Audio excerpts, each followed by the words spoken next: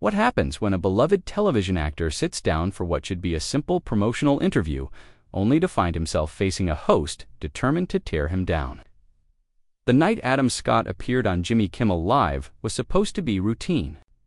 Another stop on the publicity tour for his latest project. Instead, it became one of the most uncomfortable moments in late-night television history, ending with Scott being escorted off the set in front of a stunned studio audience. If you want to see how this all unfolded, make sure to hit that subscribe button and drop a comment below telling me what you think really happened behind the scenes. Trust me, this story gets wild. It started like any other taping. The audience was warmed up, the cameras were rolling, and Jimmy Kimmel had that familiar smirk on his face as he introduced his guest. Adam Scott walked out with his usual understated charm, waving to the crowd before settling into the guest chair. The applause died down, and Kimmel leaned back with what looked like genuine enthusiasm. "Adam Scott, everybody," Kimmel said, gesturing toward his guest. "Great to have you back on the show. I have to say I loved your new series.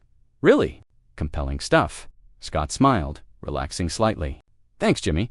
It was a passion project for me, so I'm glad people are responding to it." "Yeah, about that," Kimmel said, and something in his tone shifted. The warmth seemed to drain from his voice. "I have to ask you something that's been bothering me. Your character in this show, he's pretty morally ambiguous, right? Kind of a gray area guy." "Well, yes," Scott replied, looking slightly puzzled. "That's what makes him interesting. He's not a traditional hero or villain. He's complex." Kimmel nodded slowly, but his expression had hardened. Complex. That's one way to put it. Another way would be to say he's a manipulator who uses people, and then discards them when they're no longer useful. The studio audience shifted uncomfortably. This wasn't the usual playful banter they expected from a late-night talk show. Scott's eyebrows raised slightly, but he maintained his composure. "I think that's a pretty reductive reading of the character," Scott said carefully. "The whole point of the show is to explore moral complexity. People aren't just good or bad in real life." Right, Kimmel said, leaning forward. "But here's what I don't get. You've built this career playing these likable, relatable characters. Parks and Recreation, Party Down, all these shows where you're basically the everyman that audiences connect with.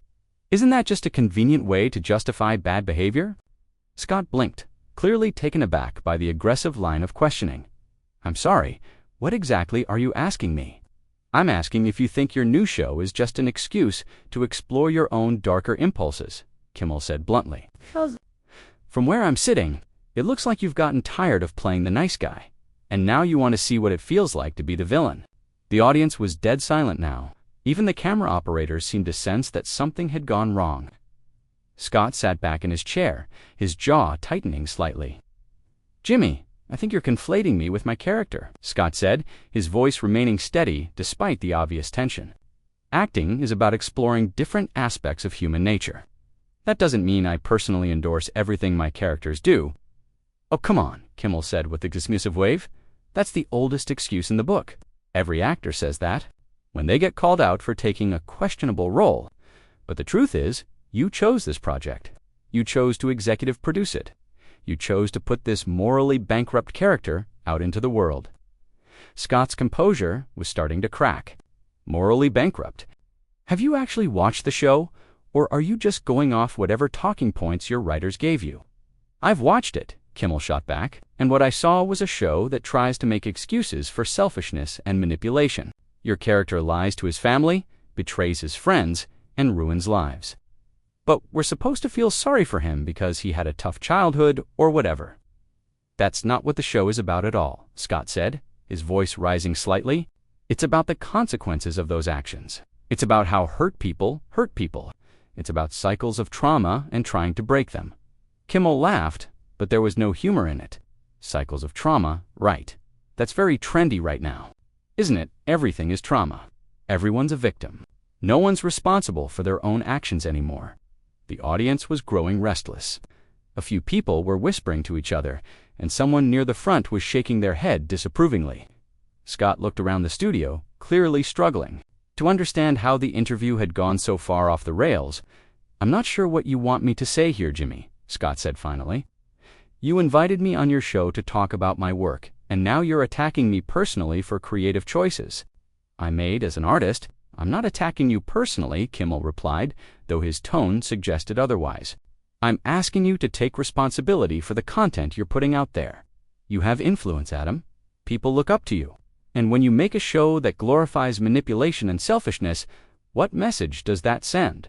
It doesn't glorify anything, Scott said, his patience clearly wearing thin.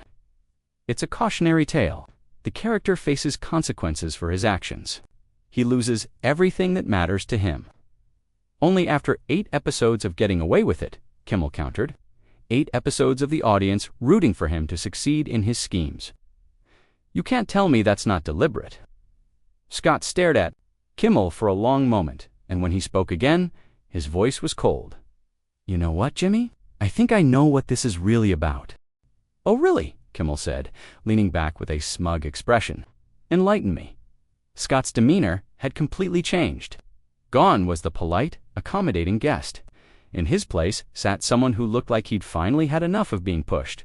Around, this isn't about my show at all, Scott said, his voice steady but with an edge of steel. This is about the fact that you're threatened by content that actually makes people think instead of just mindlessly consuming whatever garbage gets thrown at them. The audience gasped audibly. Kimmel's face flushed red, and his fake smile disappeared. Entirely.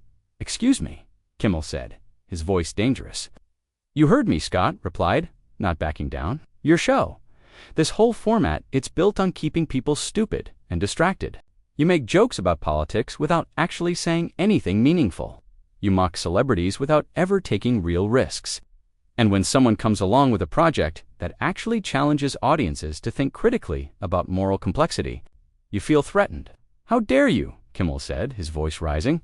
I've been doing this show for 20 years. I've interviewed everyone from presidents to Nobel Prize winners. And what have you learned from any of them? Scott shot back.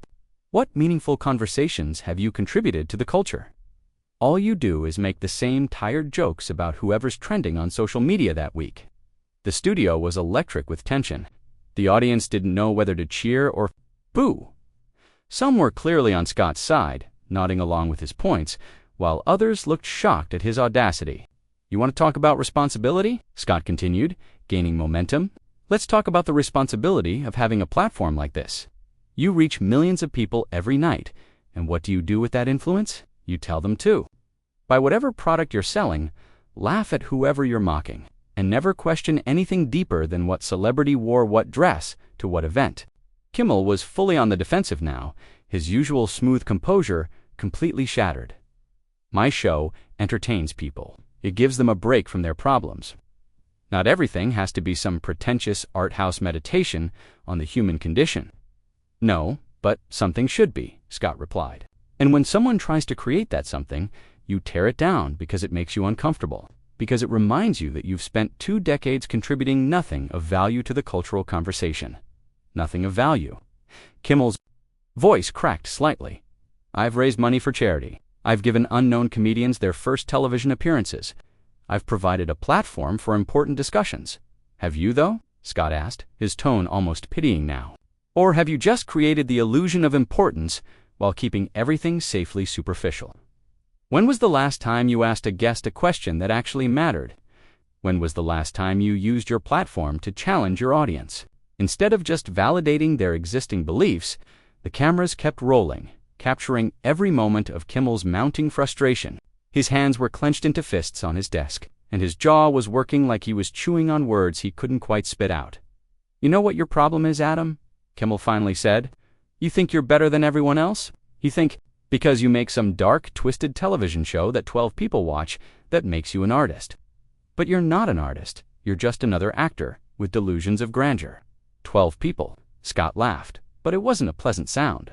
The show has been renewed for 3 more seasons. It's critically acclaimed.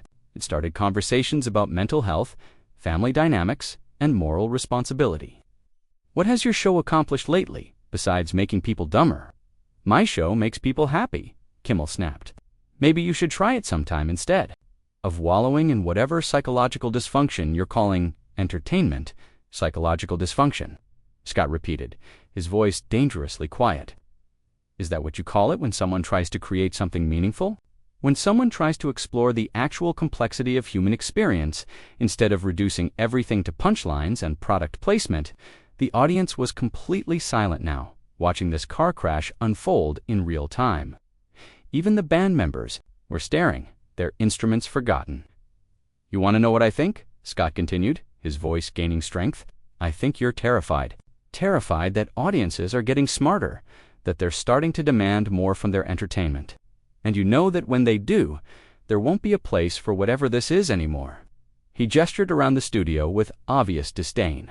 This whole setup, this fake intimacy, these scripted conversations designed to sell whatever movie or book or product the guest is hawking, it's all going to become obsolete.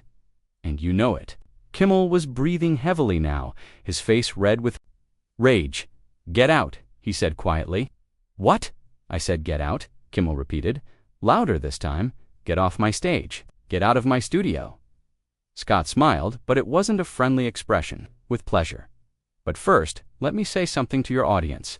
He turned toward the camera, ignoring Kimmel's sputtered protests. "If you want entertainment that actually respects your intelligence, that challenges you to think about difficult questions instead of just accepting easy answers, you know where to find it.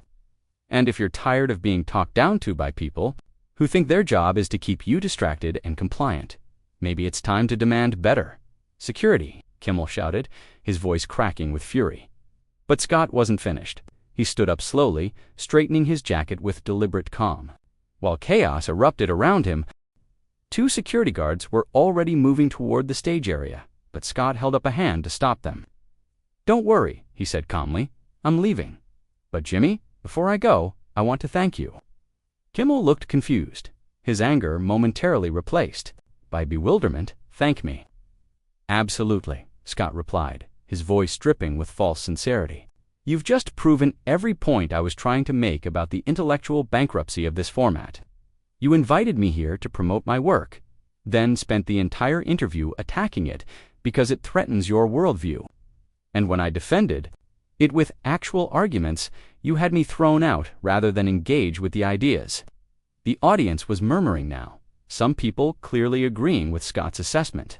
A few were even clapping, though they quickly stopped when they realized the cameras were still rolling. "This is exactly what's wrong with media today," Scott continued, his voice carrying clearly through the studio. "The moment someone challenges the status quo, the moment someone tries to elevate the conversation beyond the lowest common denominator, they get silenced. Not through debate, not through discussion, but through raw power." "You're out of line," Kimmel said weakly, but his voice lacked conviction. "Am I?" Scott asked. "Or am I the only one here willing to say what everyone's thinking, that this emperor has no clothes, that this whole show is just an elaborate advertisement disguised as entertainment?" One of the security guards was getting closer now, but Scott ignored him completely, focusing on the audience. "Look around you," he said to them. "Look at how quickly he resorts to force when his ideas are challenged. Look at how he can't defend his own work beyond saying it makes people happy. Is that really enough for you? Is that all you want from your entertainment?" "That's enough," Kimmel shouted, standing up behind his desk. "Get him out of here now." But the security guard hesitated, clearly uncomfortable with the situation. The audience was divided, some calling for Scott to be removed, while others were shouting for him to continue. Scott noticed the guard's hesitation and smiled grimly. "Even your own security doesn't want to be part of this," he said to Kimmel. "They can see what this really is. Censorship, silencing dissent, shutting down any voice that dares to suggest there might be more to life than consuming whatever corporate-approved content gets shoved down our throats." "You're insane," Kimmel said, but his voice was shaking now. "You're completely insane." "Maybe," Scott admitted, "but at least I'm not a coward. At least I'm willing to stand up for something that matters, instead of hiding behind jokes and empty platitudes." The second security guard had finally reached the stage area, and together they approached Scott from either side. He looked at them calmly, then back at Kimmel. "You know what the really sad part is, Jimmy?" Scott said, his voice softer now, but somehow more devastating. "I actually used to respect you. I thought you were one of the good ones, someone who used humor to illuminate truth instead of obscuring it. But somewhere along the way, you became exactly what you used to mock. A corporate mouthpiece dressed up as a rebel." Kimmel's face was purple with rage. "Security, remove this man from my studio immediately." The guards moved in, each taking one of Scott's arms, but he didn't resist. Instead, he looked directly into the main camera one last time. "The truth is uncomfortable," he said, his voice carrying clearly despite the commotion around him.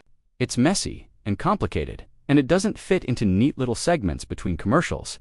But it's still the truth, and no amount of security guards or network executives or corporate sponsors can change that." As they escorted him toward the exit, Scott called back over his shoulder, "Thanks for having me on, Jimmy. This has been more honest than any conversation you've had on this show in years." The audience erupted into chaos. Some people were booing, others were cheering, and still others were just sitting in stunned silence, trying to process what they'd just witnessed. Kimmel stood behind his desk, his chest heaving, watching as his guest was removed from the studio. "Well," he said finally, his voice hoarse, "I guess we'll have to skip the cooking segment." It was a weak attempt at humor, and it fell completely flat. The audience barely reacted, still buzzing with the energy of what had just happened. As the security guards reached the exit, one of them leaned close to Scott and whispered something in his ear. Scott nodded, then looked back at the stage. One final time, "Oh, and Jimmy," he called out, his voice cutting through the noise. "When the ratings come in tomorrow, ask yourself this. Do you think people tuned in to see you make the same tired jokes you've been making for 20 years? Or did they tune in to see someone finally tell the truth about what this industry has become?" And with that, Adam Scott disappeared through the exit, leaving behind a studio full of confused audience members, a furious host, and footage that would become legendary in the annals of late-night television disasters. The cameras kept rolling for another few seconds, capturing Kimmel's stunned expression as he realized that his attempt to control the narrative had backfired spectacularly. Then, mercifully, they cut to commercial, but the damage was already done. In the space of 20 minutes, what should have been a routine promotional appearance had become a devastating critique of everything late-night television represented. And, somewhere in the back of his mind, Jimmy Kimmel knew that Adam Scott had been right about one thing. People would definitely be talking about this tomorrow.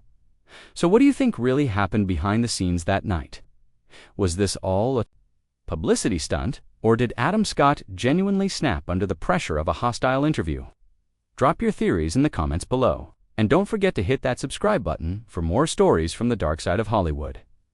I want to know, do you think Scott was justified in his response, or did he go too far?